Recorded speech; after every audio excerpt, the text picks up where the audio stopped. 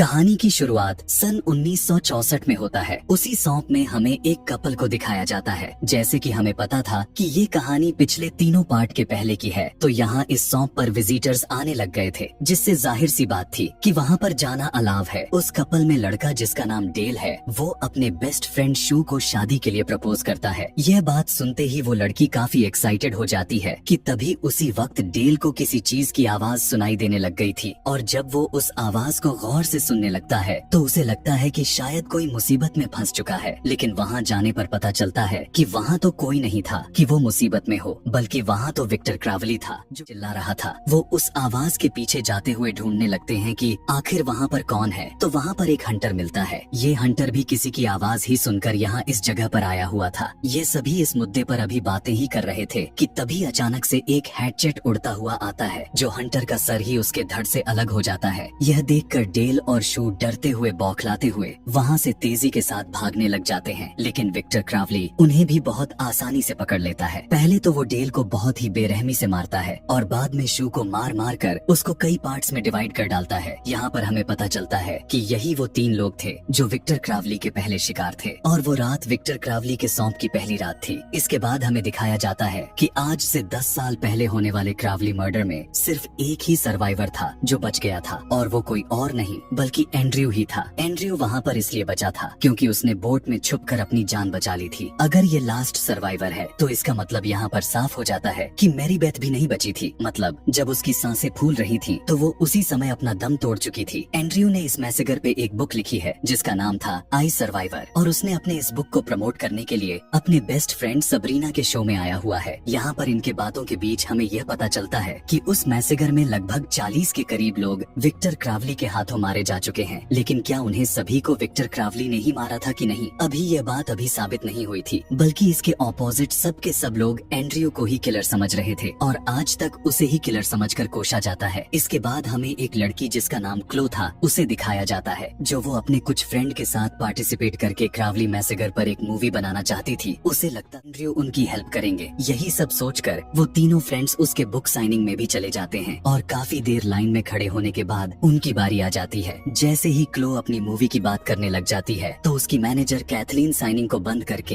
Andrew को वहाँ से ले जाती है। क्लो का काम नहीं बनता, और वो यह देखकर शॉक्ड में थी कि आखिर वो ऐसा क्यों करके भाग गए। कैथलीन एंड्रयू को बताने लग जाती है कि उन्हें एक बहुत ही बड़ी ऑफर मिली हुई है, उसे उसी सौंप में जाकर एक इंटरव्यू करना है और उसके बदले उसे बहुत सारे पैसे मिलेंगे। लेकिन पहले ही एंड्रयू को बहुत बड़ा झटका लगा हुआ था, इसीलिए वो अब दोबारा से उस सौंप में जाना नहीं चाहता था और साफ इनकार कर देता है। तब कैथलीन उसका पीछा करते हुए उसे कहने लगती है कि उसे उस इंटरव्यू के लिए $1 मिलियन मिलने वाले हैं। अब क्योंकि अगर एंड्रयू की जगह कोई भी होता तो इतना सारा पैसा देखकर किसी का भी ईमान बदल जाता, जैसे एंड्रयू के साथ हुआ था। $1 मिलियन का नाम सुनते ही वो जाने के लिए एग्री हो जाता है। वो जाकर प्लेन में बैठ जाता है, जहाँ पर उसे बाकी के विजिटर्स भी मिलते हैं। लेकिन हम यहाँ पर अभी भी देखते हैं कि एंड्रयू काफी डरा हुआ दिखाई दे रहा था कि तभी वहाँ पर सबरीना भी आ जाती है, और यहाँ पर एंड्रयू को पता चलता है कि उसका इंटरव्यू किसी और को नहीं बल्कि सबरीना ने ही लेना है, जिससे वो बिल्कुल भी खुश नहीं दिखाई दे रहा था। दूसरी तरफ क्लो और उसके बाकी के फ्रेंड्स क्रावली मैसेगर का ट्रेलर शूट करने के लिए उसी सौंप पर पहुंच चुके थे। यहाँ पर हमें देखने को मिला कि अब उस सौंप को एक थीम पार्क बना दिया गया था, और बात यहीं तक नहीं थी बल्कि वहाँ पर तो विक्टर क्रावली के मर्चेंडाइज को भी सेल किया जा रहा था। वहाँ पर उन्हें एक गाइड डेलन नाम का आदमी भी मिलता है जो उन्हें सौंप का टूर करवाएगा। वो उन्हें बताता है कि स्टार्टिंग बहुत से लोग यहाँ पर घूमने आते थे, लेकिन उन 4 सालों के बाद अब लोग बहुत ही कम आते हैं क्योंकि लोगों को विक्टर क्रावली का क्रेज काफी खत्म सा हो गया है। क्लो ने उस कर्स का पता लगवा लिया था जो मरते हुए साइन नाम की जो औरत थी, और अपने हस्बैंड के करतूतों के बारे में जानने के बाद उसने उसे रंगे हाथों पकड़ा था, और उसने नर्स के बच्चे को श्राप दिया था जब वो पैदा भी नहीं हुआ था, और उसी कर्स की वजह से विक्टर क्रावली बना था। लेकिन उसे समझ नहीं आ रही थी कि उसे कर्स को कैसे बोलना है, इसीलिए वो अब यहाँ पर यूट्यूब की मदद लेती है। यूट्यूब पर उसे बहुत सारी वीडियोस तो मिल जाती हैं, जहाँ पर लोग उस कर्स के बारे में सिखा रहे थे कि उसे कैसे बोला जाता है।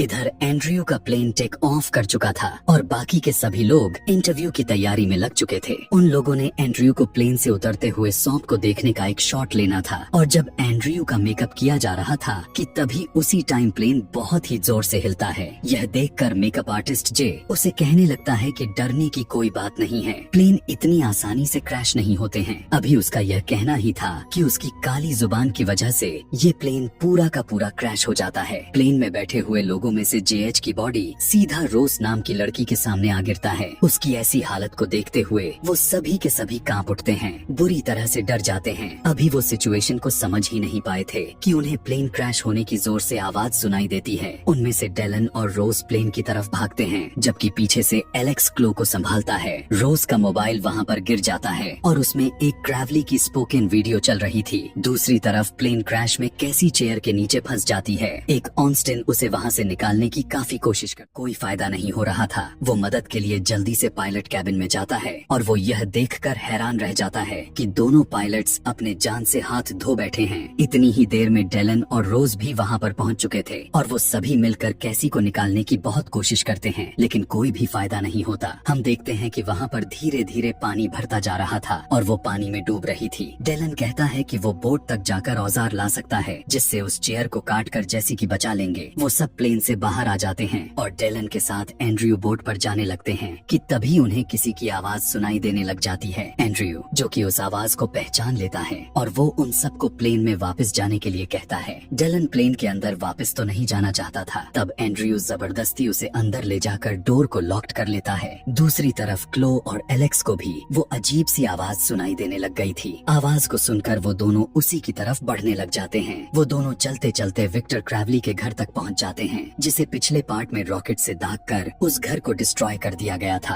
और अब उसके घर को एक एग्जीबिशन की तरह बना दिया गया था, जहाँ पर क्रेवली के सारे अवजार रख दिए गए थे। उसी में उसका हैचेट भी था और वो बेल्ट सैंडर भी था कि तभी उन दोनों को बाहर किसी की मूवमेंट फील होती है। एलेक्स अभी चेक ही कर रहा था कि तभी विक्टर क्रेवली जल्दी से आकर उसे पकड़ लेता है और एक हैमर से मार मार कर उसकी जाने ही ले लेता है और आखिर में उसका सर ही उसके धड़ से अलग कर डालता है। यह देखते ही क्लो को भागने की सिवा कुछ नहीं सूझता। विक्टर क्रेवली भी अपना हैचेट को लेकर उसका पीछा करने लग जाता है। किसी तरह से क्लो भागते भागते प्लेन तक तो पहुंच जाती है, लेकिन विक्टर क्रेवली बिल्कुल उसके पीछे ही था। वो उसका सर प्लेन के विंडो पर इतनी जोर से मारता है कि खून निकल आते हैं, जिसके बाद विक्टर क्रेवली पीछे की तरफ घसीटते हुए जमीन पर जोर से पटक देता है। दरअसल वो उसे अपना बेड समझ रहा था और उसे वहाँ पर छोड़कर चला जाता है। प्लेन में पानी लगातार भरता जा रहा था और कैसी उसमें डूबे जा रही थी। अचानक से पानी में स्नैक आ जाता है, जिसे देखकर कैथलीन पैनिक होते हुए पानी से बाहर आ जाती है, लेकिन उसे यह बिल्कुल भी नहीं पता था कि विक्टर क्रेवली जस्ट प्लेन के ऊपर खड़ा हुआ था। तब ऑस्टिन दरवाजा बंद करने के लिए बाहर आता है और जैसे ही वो अपना सर बाहर निकालता है तब क्रेवली अपना हैचेट को घुमाकर मारता है, जिससे उसका सर उसके धड़ से अलग होकर एंड्रयू के हाथ में आकर गिर जाता है। उसका दिमाग निकलकर बाहर गिर जाता है। यहाँ पर जाहिर सी बात थी कि जितना ब्रूटल तरीके से मारा गया था वो मर जाता है। कैथलीन को बाहर नेटवर्क सिग्नल वो जल्दी से पुलिस को कॉल लगा देती है, लेकिन इससे पहले कि वो उन्हें कुछ बता पाती, क्रेवली उसका हाथ ही उखाड़ फेंकता है और बहुत ही दर्दनाक तरीके से उसको भी मार डालता है।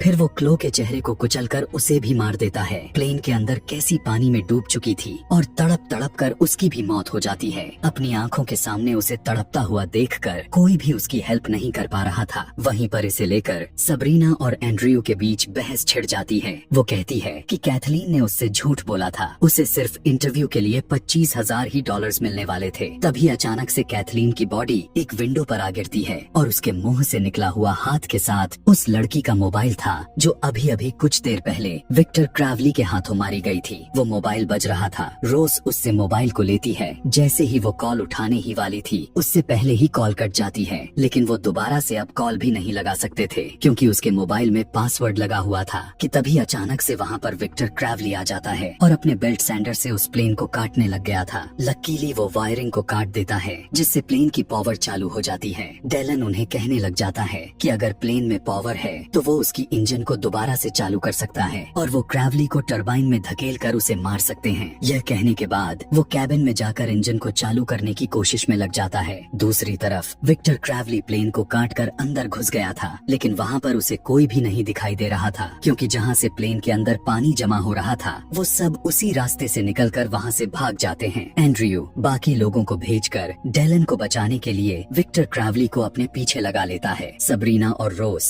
दो है और सबरीना उसके हाथ से मोबाइल को छीनकर वहाँ से भाग जाती है। उनकी आवाज सुनकर क्रेवली वहाँ पर पहुँच जाता है, लेकिन रोज किसी तरह पेड़ पर चढ़कर अपनी जान बचा लेती है। सबरीना भी किसी तरह बोट तक पहुँच जाती है, लेकिन उसके पास उसकी चाबी नहीं थी कि तभी वहाँ पर विक्टर क्रेवली भी आ जाता है। अपनी जान बचाने के लिए वो किसी तरह खुद को छुपा लेती है, लेकिन उसके हाथ में मौजूद फोन बजने लग जाता है। वो जल्दी से मोबाइल ऑफ करती ही है, लेकिन उसका कोई फायदा नहीं होता, क्योंकि काफी देर हो चुकी थी। क्रेवली उसे पकड़कर मार डालता है। दूसरी तरफ डेलन प्लेन का इंजन स्टार्ट करने में कामयाब हो चुका था। एंड्रयू भी उसके पास पहुंच गया था। तभी वो रोज को अपने तरफ आते हुए देखते हैं, लेकिन उसके पीछे विक्टर क्रेवली भी होता है और उसे मारने के लिए अपनी हैचेट को निकाल लेता है। एंड्रयू को प्लेन के अंदर एक फ्लेयर गन मिली थी और वो उससे विक्टर क्रेवली को शूट कर देता है। रोज उसके हैचेट को उठाकर उसे हैचेट से मारने की कोशिश करती है। एंड्रयू फिर उस फ्लेयर गन से शूट करता है, लेकिन इस बार उसका निशान छूट जाता है और अब विक्टर क्रेवली को मारने के लिए बारी डेलन की आती है।